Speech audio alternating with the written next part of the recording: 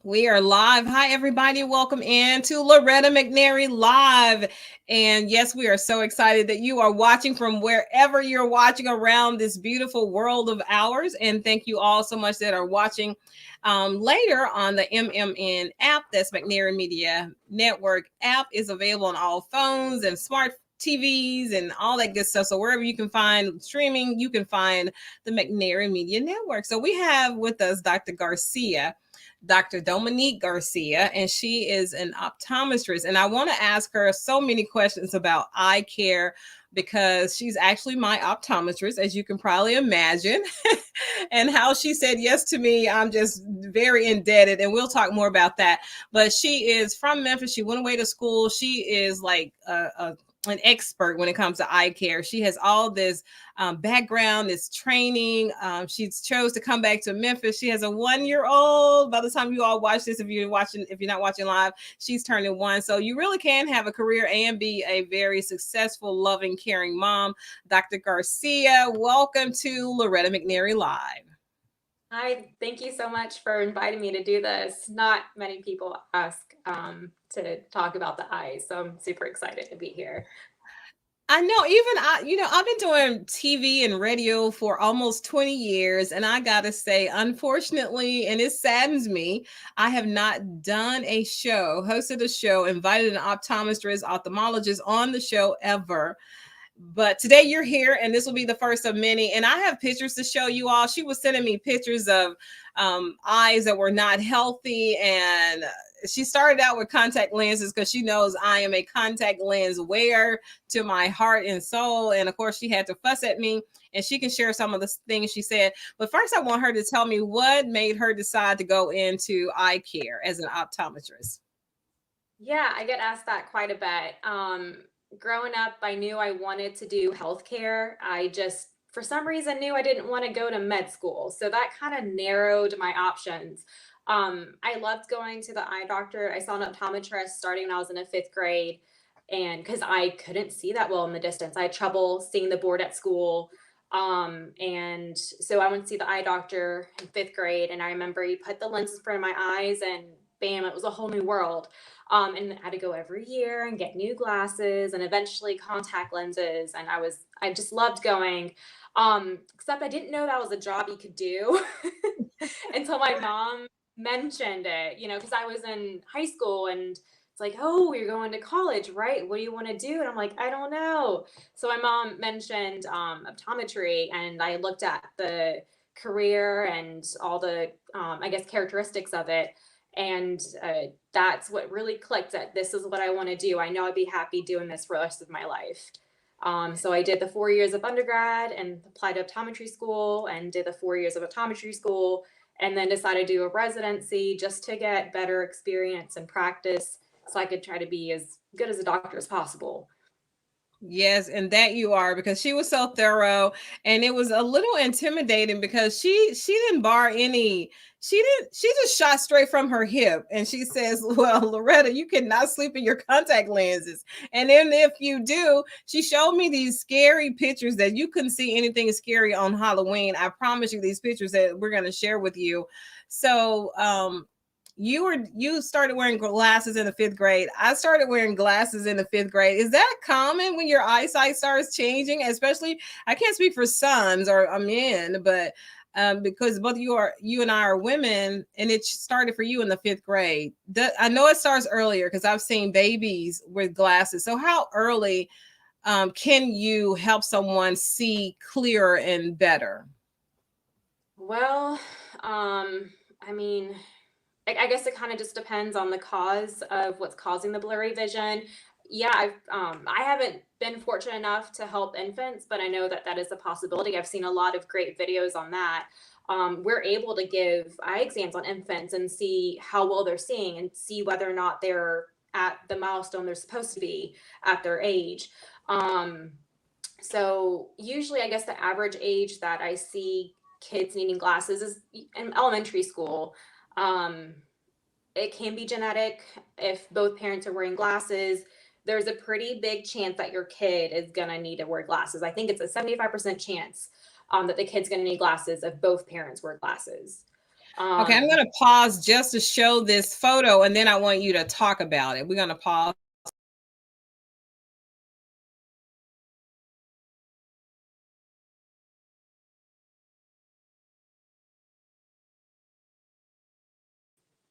Tell us about that photo. So that is a picture that I showed Loretta as to what poor contact lens care could do. That is what we call corneal ulcer. So basically an eye infection you get from overwearing contact lenses. I like to think of contact lenses as sponges. Every time you touch a contact lens or anytime it's in your eye, it is picking up things from your fingertips, from the atmosphere, and getting to the contact lens material. And that material is a great environment for bacteria to grow because it's moist, it's warm, and then if you sleep in it, it's dark, and bacteria love growing in moist, dark, warm places. So a lot of people tend to sleep in their contact lenses, overwear them, and it can lead to really bad infection.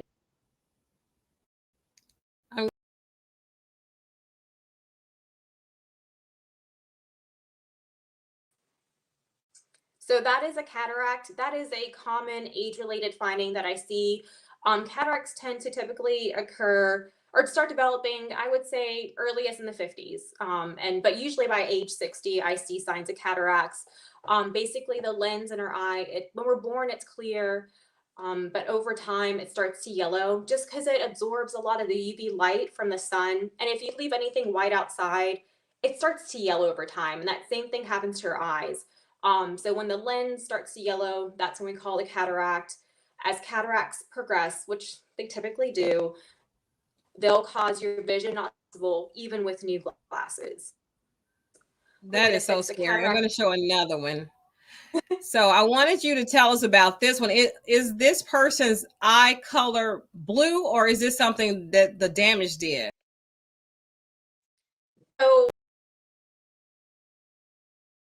is I believe so that picture, I think their eye is brown, but we had to put a stain on it and it picked up like the rash that can occur on the eye. And that's usually from dryness, which a lot of people experience nowadays. Because the mask causes a lot of dryness, it blows extra air in. And then all the electronic device usage prevents us from blinking as often as we need to, and that causes dryness. So that picture is something I commonly see.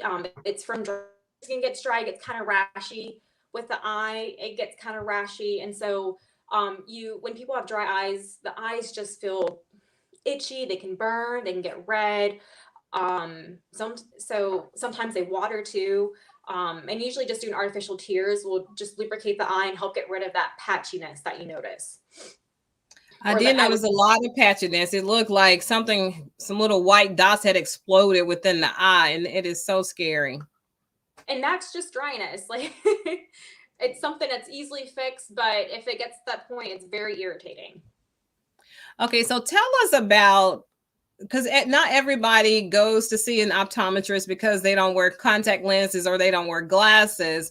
So what about those people who don't have distance or issues with their eyes? Should they also get eye exams annually or every 2 years or something? Tell us about what would be the proper eye care solution. Yeah. First of all, ophthalmologists and optometrists have different ideas. They say don't go until you have eye issues.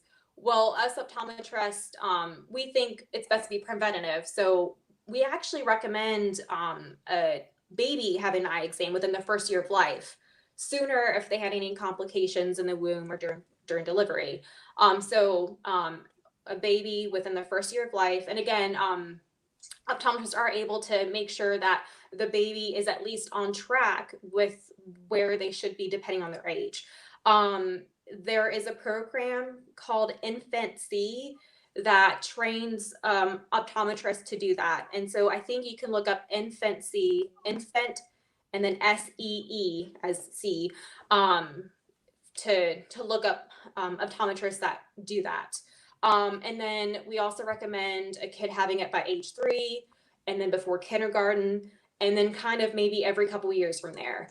Um, when kids don't have issues with anything, because I look at the distance and the reading. Just because a kid doesn't have trouble seeing things in a distance doesn't mean that they're not having a lot of issues with focusing up close. And nowadays, there's a lot of computer work and just a lot of things up close. So it's also important to make sure no reading glasses are needed. But if kids don't need any glasses, then I say wait until you're about to get your driver's license and make sure that your kid is able to see things safely to drive. Okay, Because we let me want our ask you this kids. question because I Mhm. see all the time, and I did it with my my little ones, especially my grandson. Because we were trying to make sure he was educationally sound as early as possible. We started putting the iPad, giving it to him for ABC Mouse. Oh my goodness, I love that program. I highly recommend it to any person with a baby. It teaches them their ABCs, how to read, how to identify things. But can we do that too early? I see little babies, at the store with a phone, and they know how to work these iPhones at the age of 6 months. Seems like, are we damaging their eyesight or setting them up to have to wear glasses if we do that too early? And if so, what is too early?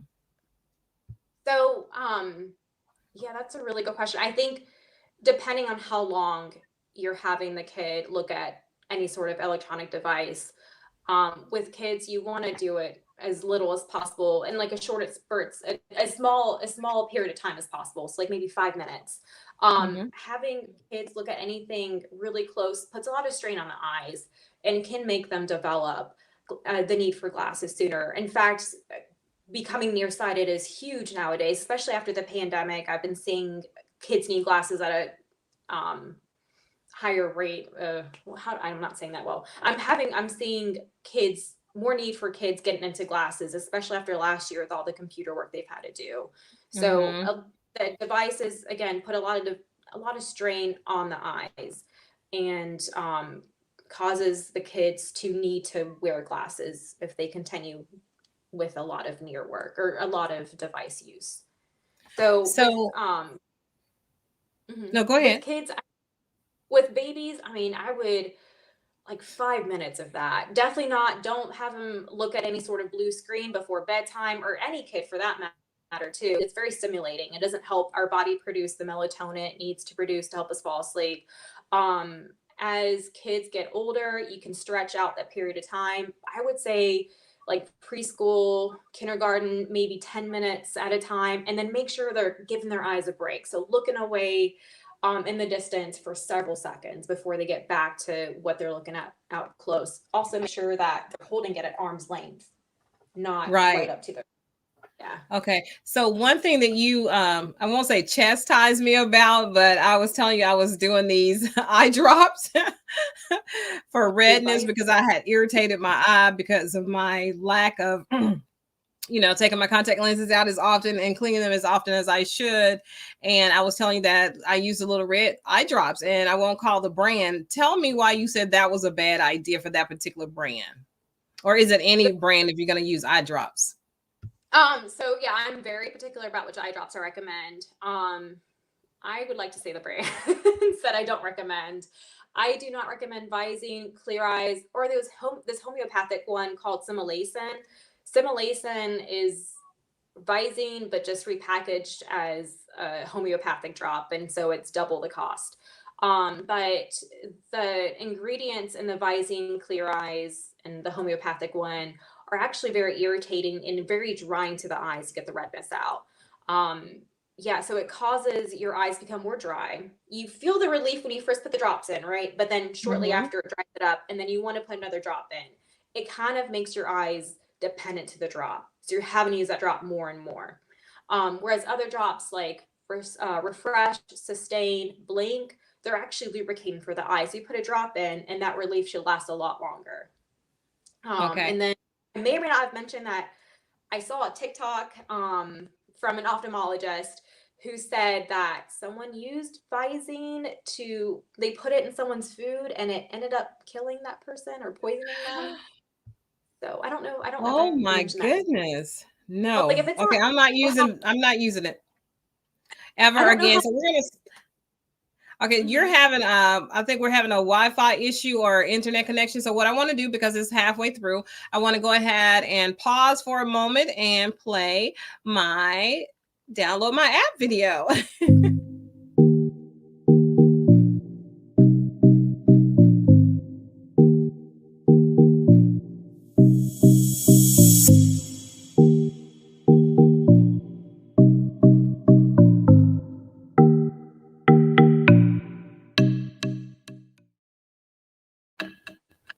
So I have to remember to do that because that is so important that people download the app and watch this. You don't have to always go to social media. You can watch it on your phone or on your TVs at home in the privacy where you're not always staring at a screen. Because I couldn't have this conversation with Dr. Garcia and then encourage you to keep watching my show or any show on an app. You can actually watch it on TV. Just download Roku, Amazon Fire, Google TV, and have a smart TV. So, Dr. Garcia, we were talking prior to coming on, and you said there were like if you have high blood pressure or diabetes or something that can affect your eyesight. So I was wondering, is there some kind of way that doctors can start advising or suggesting or recommending patients who they're treating for high blood pressure and or diabetes or anything that could affect our eyesight and the health of our eyes?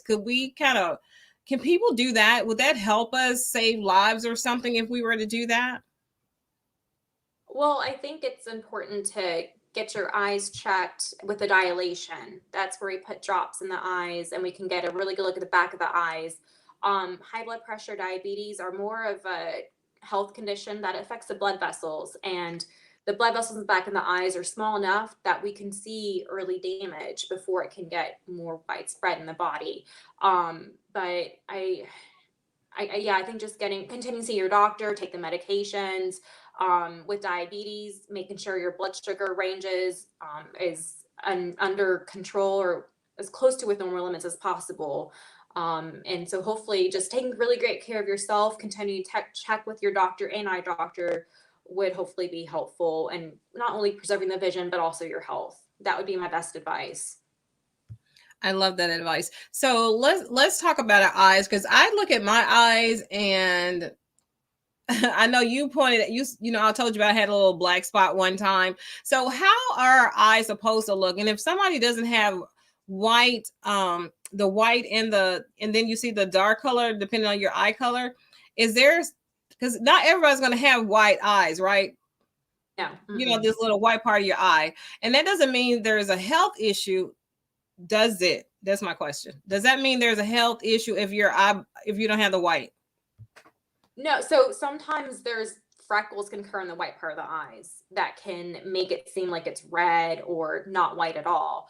And those freckles are usually benign. But yeah, I think I'd be more concerned if the white part was red. I'd be like, okay, why is your eye red? Is it allergies? Is it something else going on? Or, dryness, like I've alluded to earlier. But you can get freckles on the white part of your eye. And again, those are very common. Okay. So what about if the eye, and not talking about a jaundice color eye, but like I said, you see people with all kinds of different eyes, and not just the part that says they're brown or hazel or blue or green. So when you don't have the white in your eye, maybe it's a little yellow. Is there some kind of irritation? Is there something wrong with your blood? Is there something that needs to be diagnosed, or is that sometimes hereditary? I Or mean, some if kind of it's stress?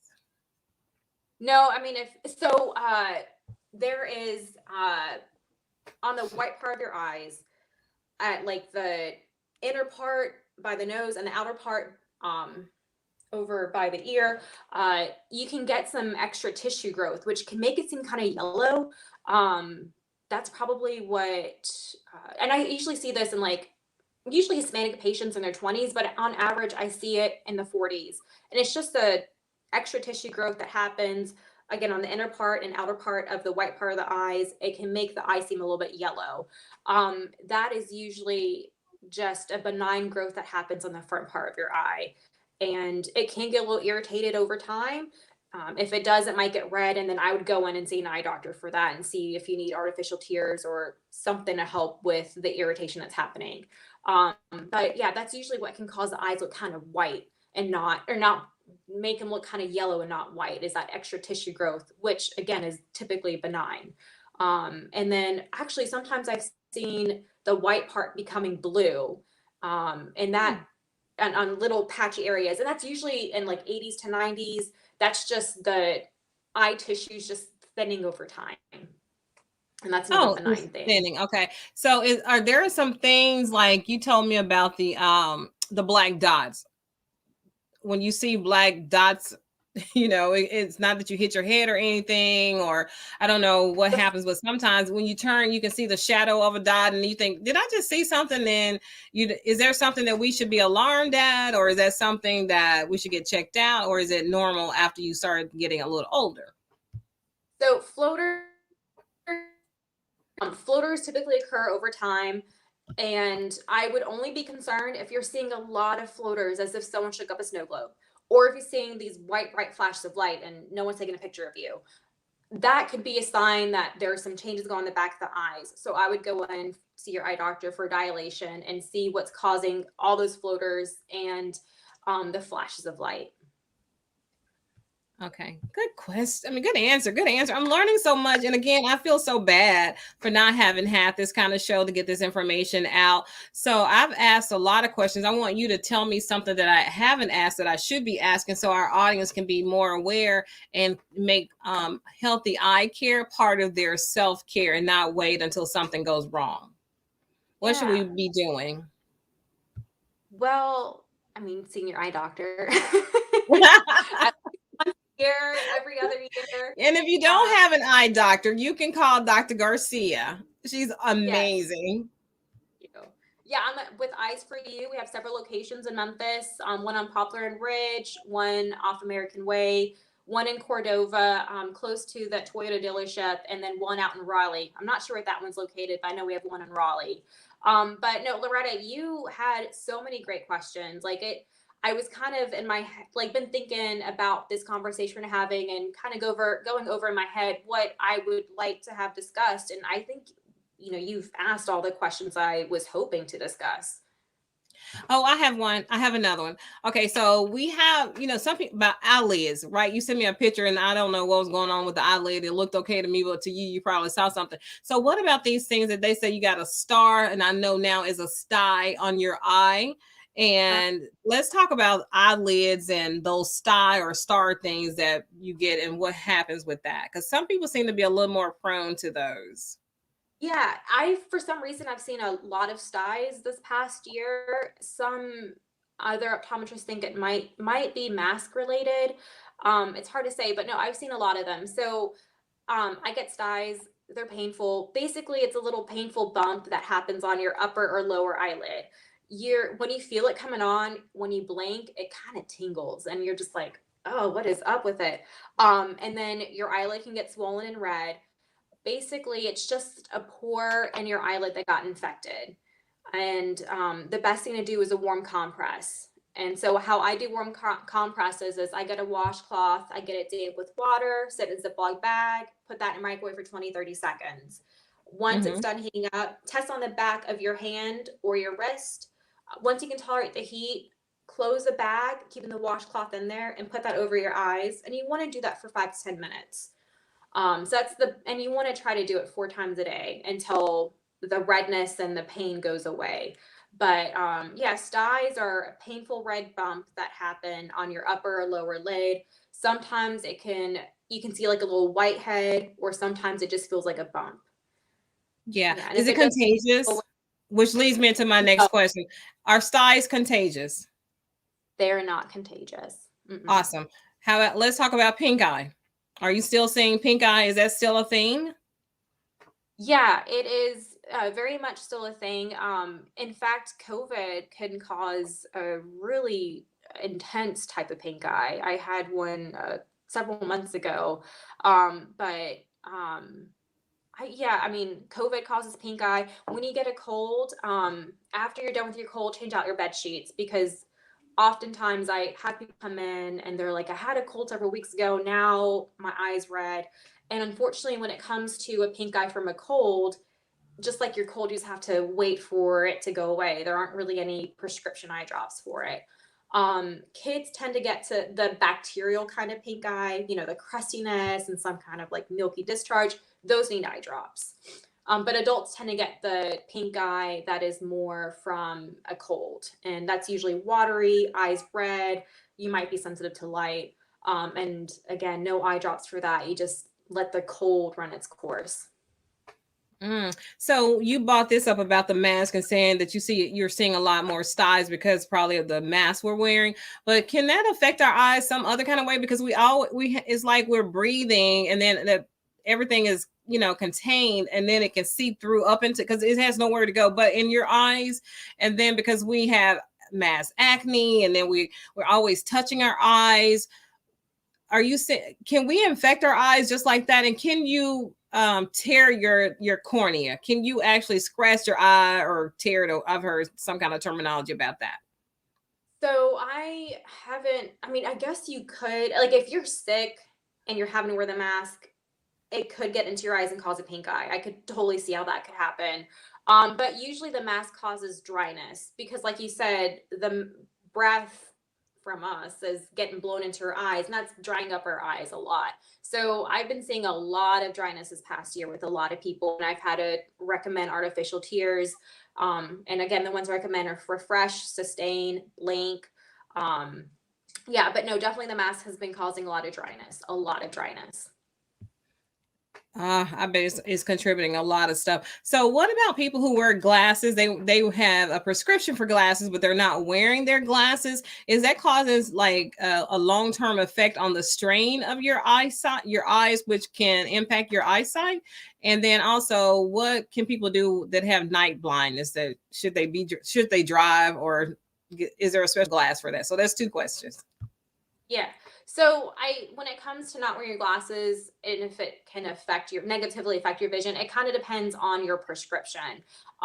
Nearsighted people, those are people that without glasses can see well up close, but need glasses to see far away. So not wearing your glasses isn't going to do anything. In fact, like, it might make your vision worse over time because you're just putting some strain on your eyes to like squint and see things far away. If you are farsighted, that is when you can see far away without glasses, but up close you might have some issues. Whenever I prescribe reading glass, computer glasses, if people don't wear them, they're going to just have a lot of eye strain, eye fatigue.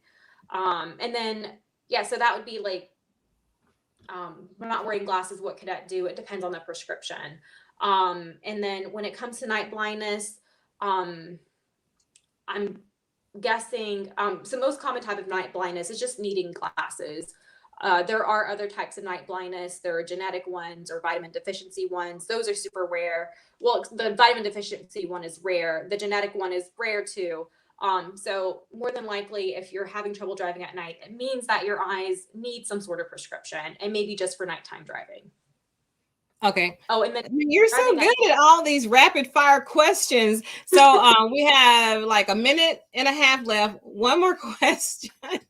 One more question. So my eyesight has not changed in years. Is that good or bad? Because I cheer. You know me, I was doing like my happy dance in your office when you said my eyesight. Is that something I should be happy about or concerned about? So you should be happy about it. Yes. But just know the prescription of our eyes tend to be the most stable from supposedly our mid-20s to early 40s. And then somewhere in our 40s, our reading vision becomes an issue. You have to start stretching things away from you to see it up close. And as that occurs, it can also change the prescription for your distance. And it just kind of wreaks havoc everywhere. So eventually you're going to notice some issues. Sorry. That's okay. I'm happy. It's been like 10 or 12 years. And like I said, I've been wearing glasses a long time, wear contact lenses even more. And I know that's not your favorite thing. She even talked me into wearing glasses. I should have had them so I could show you how I look in glasses, because you'll probably never see that. They're only for when she makes me wash my contact lenses, which is every night.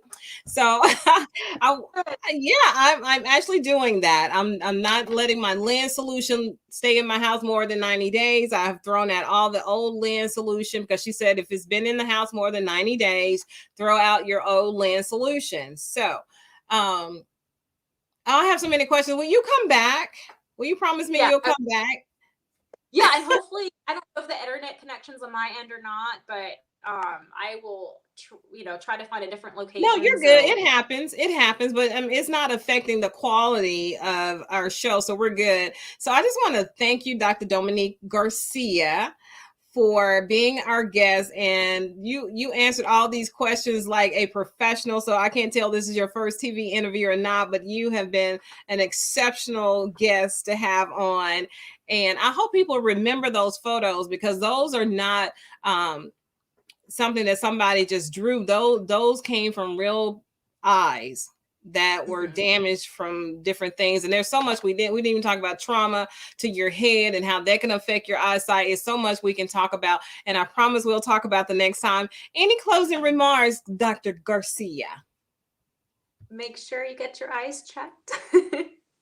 Especially kids with all the computer work that they've had to do this past year. Just make sure that they're still seeing what they need to see, and just take really good care of yourselves. I love it. And I want everybody to start being more aware and more kind to their eyes, and just make sure you know that your eyes need rest too. And especially if you're working, because everybody has to use a computer. We all are always on our phones all the time, and that can cause damage to our eyes if we don't become more aware and sensitive to that, and be sensitive to those who, because we didn't even talk about bifocals. We didn't even get a chance to talk about what is legal blind and all that stuff. So she has to come back so we can answer all those questions. Thank you everybody so much for watching, and thank you for those amazing questions. And please share this video with other people so they'll know that eye care is part of what we do for self-care.